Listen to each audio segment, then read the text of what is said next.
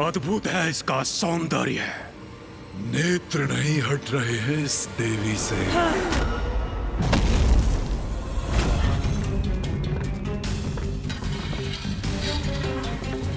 ये क्या हुआ इसे? कहीं हमारे लिए कोई संकट तो उत्पन्न नहीं हो रहा?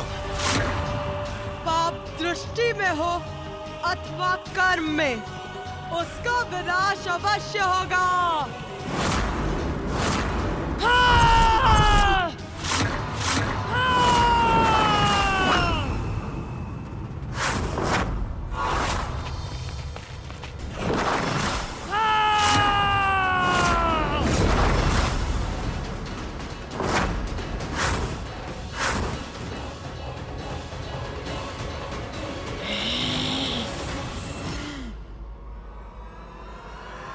माँ,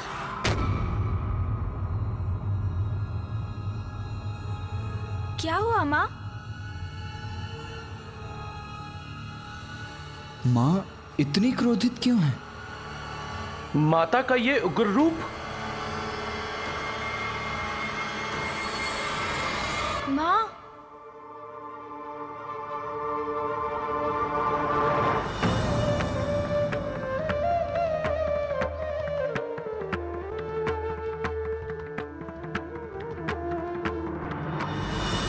अरे पुत्र, तुम लौट आए।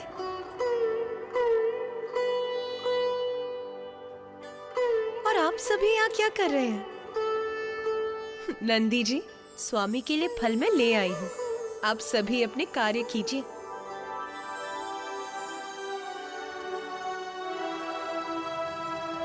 जो आज्ञा माता।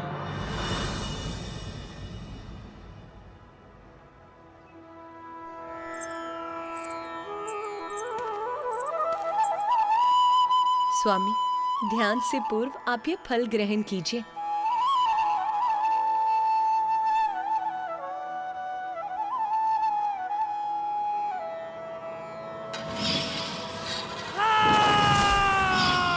अकारण तो कुछ नहीं घटता। इस घटना का भी कोई कारण तो अवश्य है। कुछ ना कुछ तो अवश्य हुआ है, अन्यथा माँ का इतना ऊंचा स्वर क्यों हुआ? कहीं ये किसी भावी संकट का संकेत तो नहीं?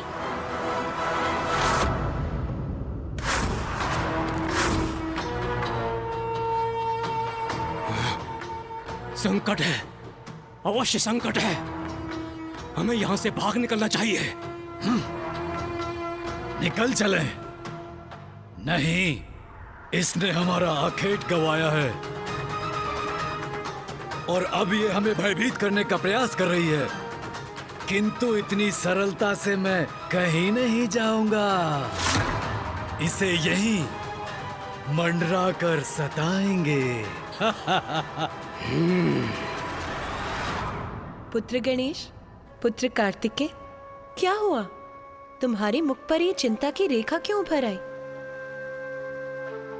माँ, हम तो आपको लेकर ही चिंतित हैं। आप कुशल तो है ना? क्यों कुशल नहीं होंगी मैं? मुझे क्या हुआ है? सर्वथा कुशल हूं मैं। चलो तुम दोनों भी शीघ्र जाओ, मैं तुम दोनों के भोजन का प्रबंध करती हूँ।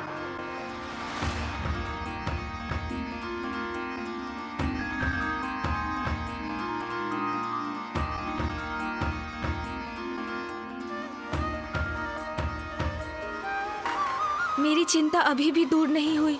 मैं माँ को लेकर अभी भी चिंतित हूँ। कुछ तो है जो उचित नहीं है। मुझे माँ को लेकर भैया से बात करनी ही चाहिए।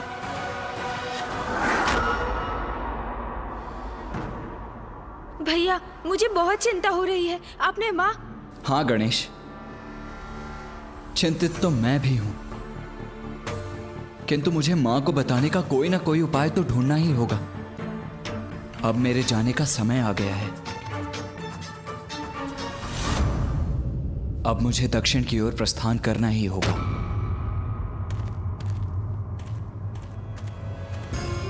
ओह, मैं तो भैया से माँ को लेकर चिंता व्यक्त करने जा रहा था, किंतु वो तो अपनी चिंता की ही बात करने लगे।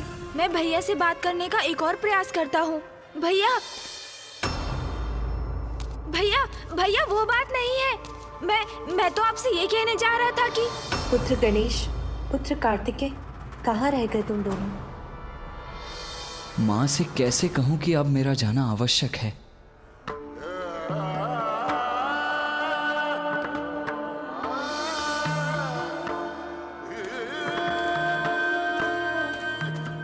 भैया तो अपनी ही चिंता में डूबे हैं, फिर मैं अपनी चिंता किससे कहूँ?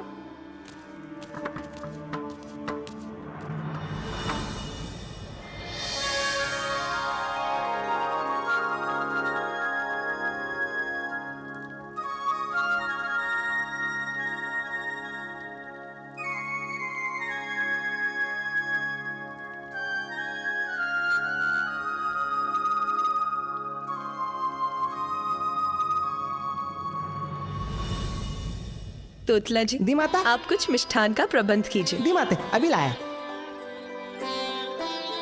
चलो पुत्रों, अब भोजन प्रारंभ करो। हाँ माँ।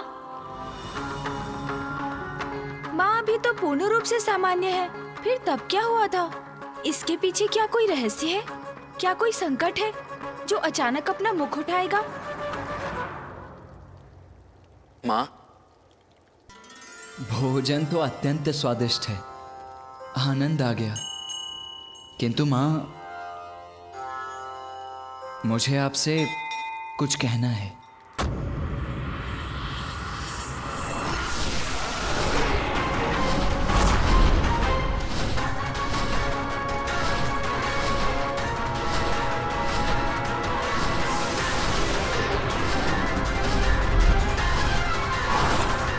यही मंडराएंगे हम दोनों जब तक हमें हमारा आखेट ना मिल जाए।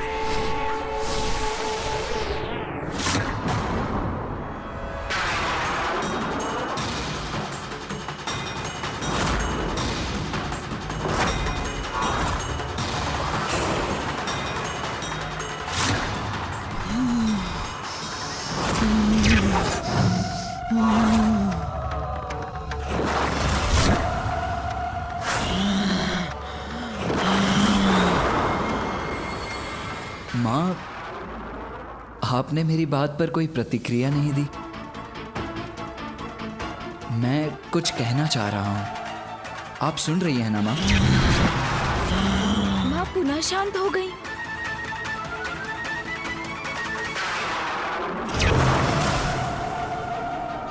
माँ, क्या हुआ माँ? माँ, आप कोई उत्तर क्यों नहीं दे रही हैं? उत्तर तो अवश्य प्राप्त होगा, कठोर उत्तर, मृत्यु का उत्तर प्राप्त होगा। माँ ये क्या कह रही हैं आप?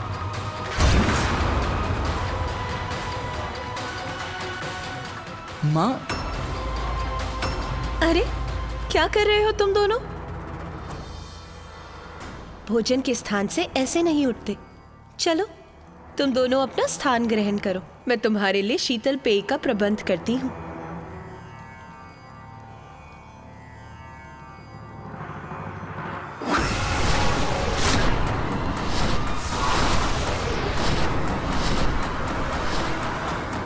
भैया, आपने भी देखा और सुना ना, ये माँ को क्या हो रहा है?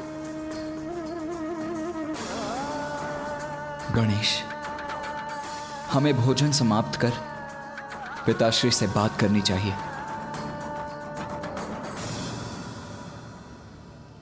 अरे माते माते, ये दीदी माते, देता बनाए तीतल पे। देवी, कभी तो बाहर आओगी, तब हम तुम्हें अपने साथ लेकर जाएंगे।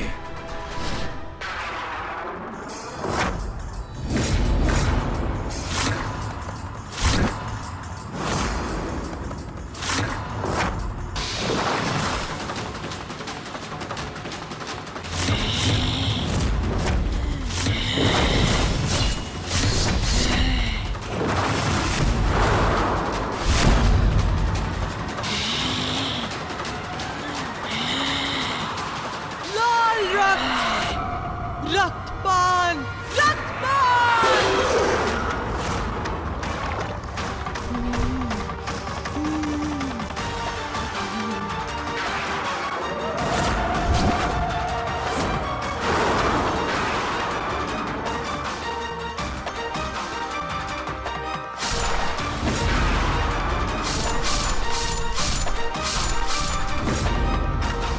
माते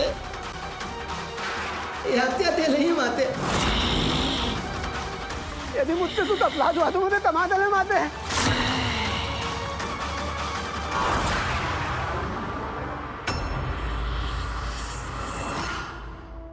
तोतला जी, पेय आपके हाथों से गिर भी गया तो इसमें इतने चिंतित क्यों हो रहे हैं आप? कोई बात नहीं, अच्छा ही बना होगा और सबको भाएगा भी। जाइए और लेकर आइए। दी माते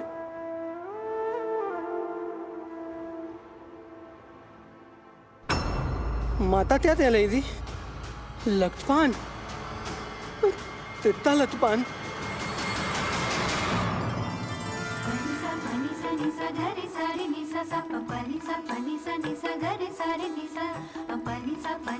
माँ, क्या हुआ माँ? उमा,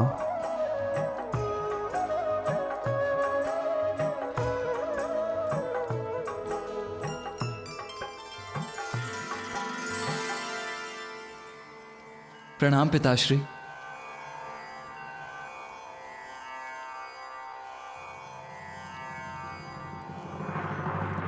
पुत्र कार्तिकेय, अब तुम्हारा दक्षिण प्रस्थान कर वहां अपने दायित्व निभाने का समय आ गया है। उमा, मुझे ज्ञात है पुत्र का जाना कितना कठिन है, किंतु कार्तिकेय कहीं नहीं जाएगा।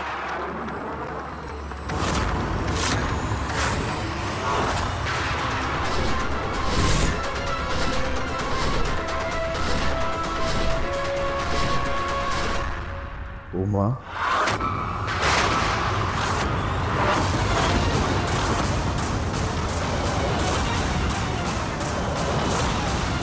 मैंने कहा ना, कार्तिकेय अभी कहीं नहीं जाएगा।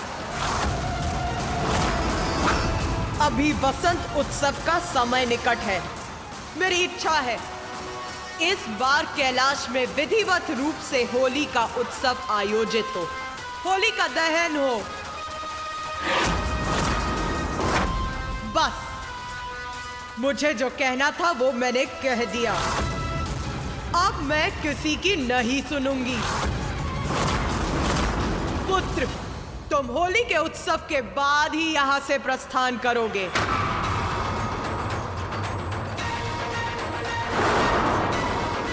माँ पिताश्री से इतने कठोर शब्दों में बात क्यों कर रही हैं?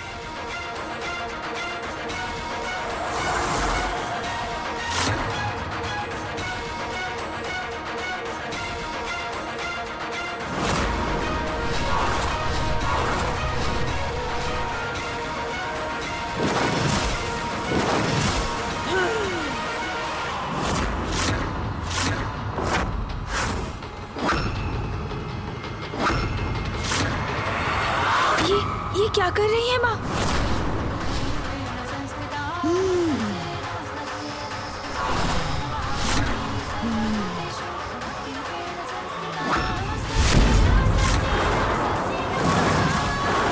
मृत्यु को प्राप्त होगा, मृत्यु को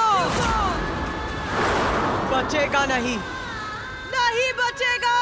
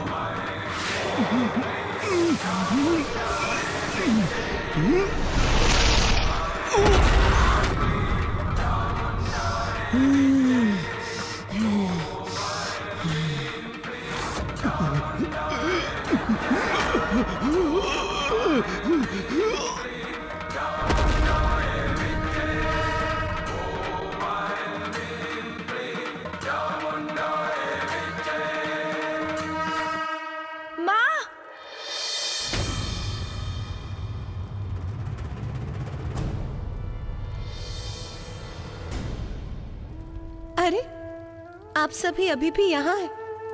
पुत्र गणेश, पुत्र कार्तिकेय, भोजन समाप्त हो गया है तो तुम दोनों विश्राम करो। स्वामी आप भी, मैं आप सभी के विश्राम का प्रबंध करती हूँ।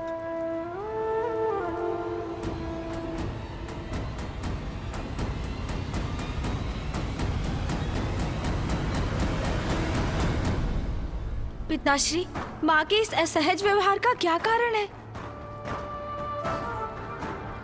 मैं माँ को लेकर अत्यंत चिंतित हूँ पिताश्री। ये अचानक क्या हो जाता है उन्हें? कभी इतनी शांत और सौम्य रहती है और कभी इतनी कठोर क्यों हो जाती है?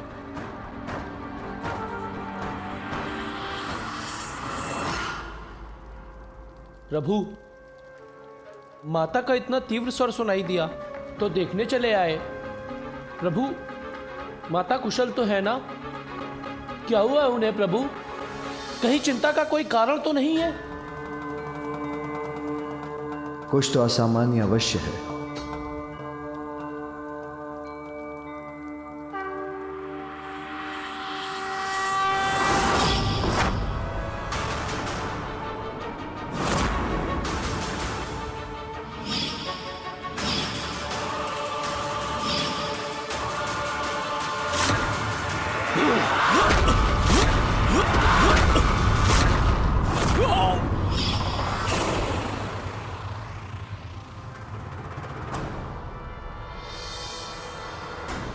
क्या हुआ पिताश्री? ऐसा क्या देखा आपने जो आप भी विचार करने लगे? पापी असुर, अतुल, कोणता अतुल? अब तेलात में कोणता अतुल आता है? असुर, अभी जाकर अंत करता हूं उसका। पुत्र कार्तिकेय,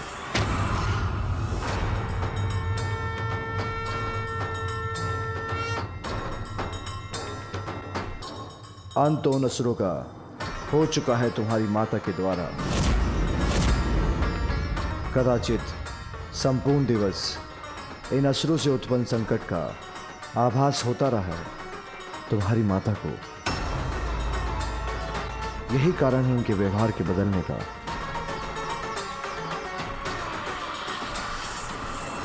मां ने उचित ही किया। दुष्ट दुस्साहसी असुरों का अंत ही उचित है। असुरों का अंत हो चुका है, तब तो माँ को शांत हो जाना चाहिए था, किंतु वो तो अभी भी अशांत है। कहीं ये असुर किसी अन्य संकट का संकेत तो नहीं?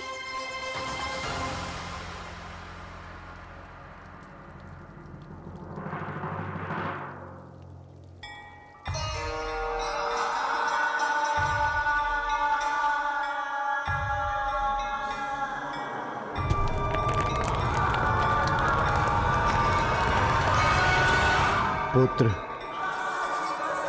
जिस शिलाखंड के वार से तुम्हारी मां ने उन असुरों का वध किया है, वो शिलाखंड पृथ्वी पर गिरने के बाद शिवलिंग के रूप में स्थापित हुआ है। क्योंकि वो शिलाखंड एक कंदुक के रूप में था, इसलिए यह शिवलिंग कंदुकेश्वर शिवलिंग के नाम से विख्यात होगा, जिसकी पूजा करने वालों को उसके अक्षम्य पापों से मुक्ति प्राप्त होगी।